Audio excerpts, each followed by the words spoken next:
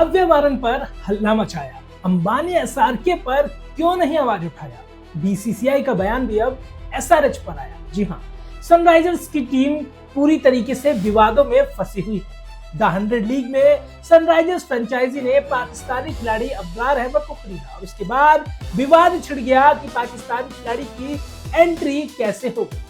Indian owner franchise की team में पाकिस्तानी खिलाड़ी कैसे खेल सकता है, और उसके बाद काव्या मारन पर काफी ज्यादा कटाक्ष किए गए, सनराइजर्स मैनेजमेंट पर सवाल उठाए गए, काफी भला बुरा भी बोला गया। लेकिन अब सवाल उठते हैं दूसरे फ्रेंचाइजी पर। ये पहली बार नहीं जब कोई पाकिस्तानी खिलाड़ी किसी इंडियन ओनर फ्रेंचाइजी के लिए खेलेगा, लेकिन काव्या मारन पर ही क्यों इतना आक्रोश देखने को मिला। काव्या मारन पर तमाम सवाल उठे, लेकिन अब उन सारे सवालों का जवाब बीसीसीआई ने भी दे दिया है। बीसीसीआई के वाइस प्रेसिडेंट का भी बयान आया और उन्होंने साफ शब्दों में कह दिया कि भारत के बाहर कोई भी लीग खेली जाती है तो उस पर बीसीसीआई का हक नहीं कि वो इंडियन फ्रेंचाइजी को मना करे कि पाकिस्तानी खिलाड़ी खरीदे या नहीं। देखिए, आईपीएल के जो आप सवाल पूछ रहे हैं कि किसी फ्रेंचाइजी ने जो है, तो हमारी आईपीएल में तो इस तरह का कुछ नहीं है। हमारा डोमेन, हमारा अधिकार क्षेत्र आईपीएल तक आता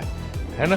तो वो बाहर में किस लीग में कौन क्या कर रहा है उससे हमें उतना मतलब नहीं, किस खिलाड़ी को लेते हैं उसमें हम कैसे दखल दे सकते हैं। 100 लीग शुरू होने से पहले ही, यानी कि ऑक्शन से पहले ही, उस लीग में ईसीबी की तरफ से बयान आया था कि क्रिकेट को देखते हुए पाकिस्तानी खिलाड़ियों को इस ऑक्शन में शामिल किया जाएगा। और लिस्ट जब आई थी उसके बाद भी काव्या मारन ने ऑक्शन में पाकिस्तानी खिलाड़ी अब्रार अहमद पर बोली लगाई। फिर काव्या मारन पर ही सवाल क्यों उठ रहे हैं, आपको बता दें, इससे पहले एमआई की फ्रेंचाइजी और केकेआर की फ्रेंचाइजी ने भी पाकिस्तानी खिलाड़ियों और बांग्लादेश खिलाड़ियों को टीम में शामिल किया था।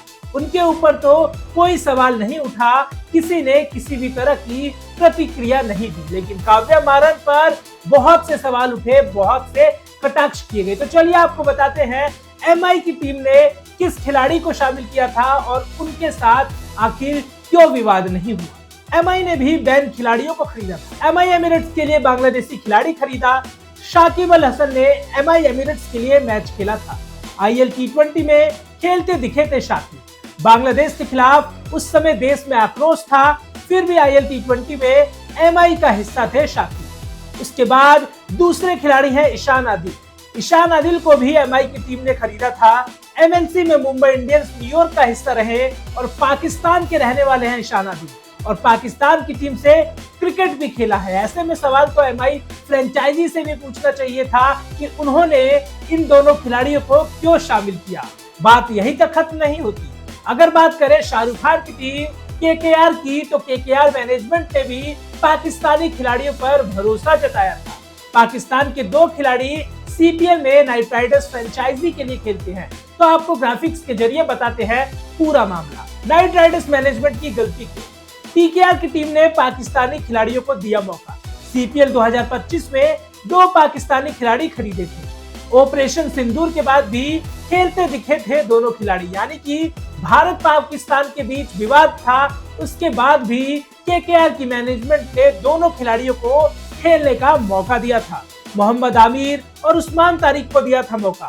पाकिस्तान टीम से पहले एसआरके की टीम के लिए खेले थे उस्मान तारिक। एसआरके की टीम सीपीएल 2025 में चैंपियन बनी थी और चैंपियन बनने के बाद आमिर के लिए भी दिखा था स्पेशल जश्न, यानी कि पाकिस्तान के ये दोनों खिलाड़ी सीपीएल में केकेआर की मैनेजमेंट के लिए खेले थे। उस्मान तारिक तो फाइनल का मुकाबला भी खेले थे और फाइनल में जब ट्रॉफी की सेलिब्रेशन चल रही थी तो वहां मोहम्मद आमिर के लिए स्पेशल जश्न भी देखने को मिला था। लेकिन उस समय भारत के अंदर किसी भी क्रिकेट फैंस ने शाहरुख खान पर आवाज नहीं उठाया, मुंबई इंडियंस की मैनेजमेंट पर सवाल नहीं उठाया, फिर काव्या मारन पर, एसआरएच मैनेजमेंट पर इतना आक्रोश क्यों। अगर क्रिकेट के नजरिए से देखा जाए तो काव्या मारन ने तो कोई गलती ही नहीं की।